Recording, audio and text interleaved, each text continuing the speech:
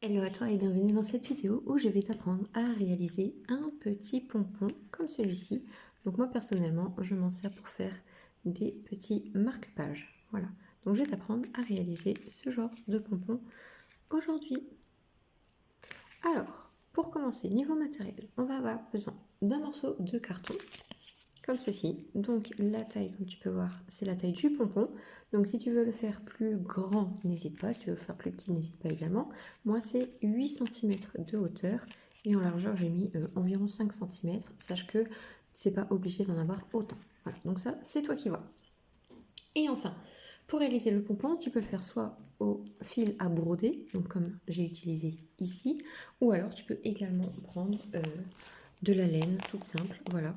Tu vois, par exemple, ça c'est juste de la laine toute simple. Donc c'est un peu plus épais, le pompon serait plus gros si je le fais à la laine. Et là, je vais reprendre eh bien, mon fil à broder et je vais en faire un deuxième de la même couleur. Donc je vais mettre à côté, que tu gardes le modèle et tu vas voir, c'est hyper simple de faire la même chose. Donc je vais prendre mon fil, mon petit morceau de carton là, et je vais tout simplement venir enrouler mon fil autour de mon carton. Alors juste, je retrouve le bout de mon fil, tic tic, voilà.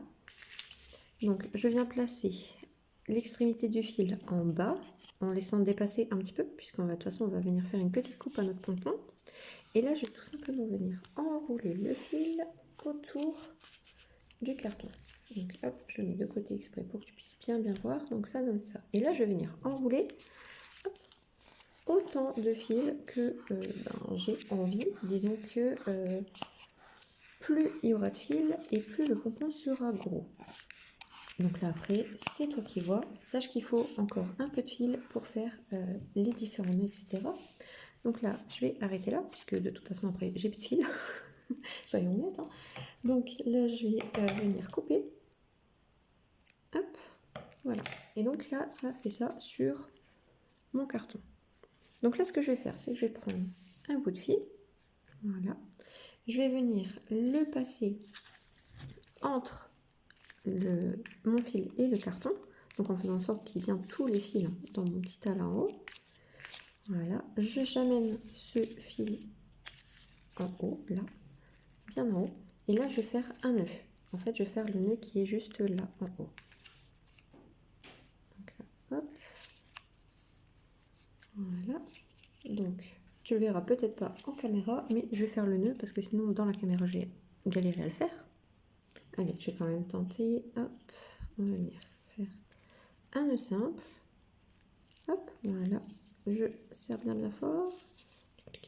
C'est comme le premier nœud pour les lacets de chaussures. Hein. C'est la même chose. Et je vais en faire un deuxième, donc un double nœud.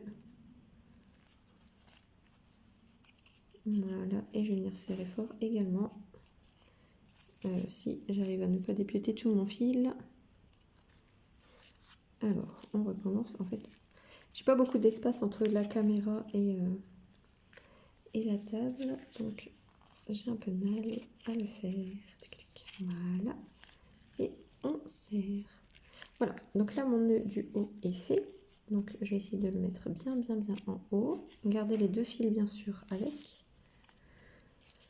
Hop, et une fois que c'est fait, je vais pouvoir enlever le fil du carton en gardant bien le centre dans mon doigt.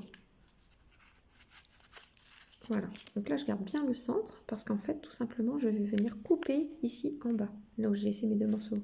Le nœud est en haut, là où j'ai laissé deux morceaux de fil dépassés c'est en bas et je vais venir couper juste ici. Donc je prends les ciseaux, je le mets ici, je pousse au maximum et je coupe. Voilà, et là on a bientôt terminé, j'ai enlevé un fil en fond mais c'est pas très grave. Donc là on a bientôt terminé déjà. On va prendre encore un restant de fil. Alors, hop, j'en vais garder un petit. Là, je vais former une sorte de petite boule ici en haut. Voilà. Je vais prendre le fil que j'ai gardé là. Alors, normalement, j'aime bien laisser à peu près l'espace du fil, mais comme j'ai eu quasiment plus de fil, c'est pas très grave. Donc, je laisse un petit morceau dépasser.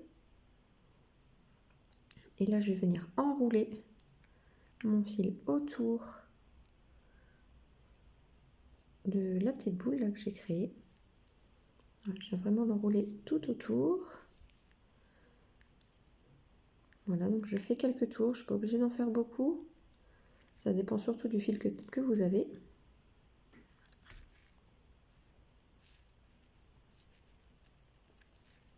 Voilà. Et là, on va venir faire de nouveau un double nœud. Alors, cette fois-ci, je le fais hors caméra, mais c'est exactement le même nœud qu'au-dessus. Voilà, donc là, j'ai fait mes 2 nœuds. J'ai ce fil-là qui m'embête. Donc, je vais essayer de trouver une aiguille à laine et je vais la faire rentrer à l'intérieur. Donc, je vais aller chercher ça.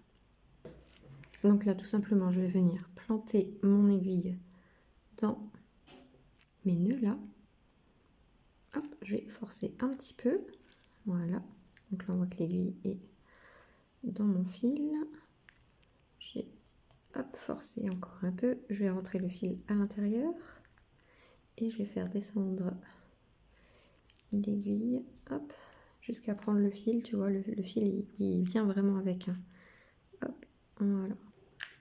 Et comme ça, on ne le voit plus. Il est caché. Voilà. Donc là, j'ai formé une petite boule en haut. Voilà, donc là ça me plaît, c'est plutôt une belle forme.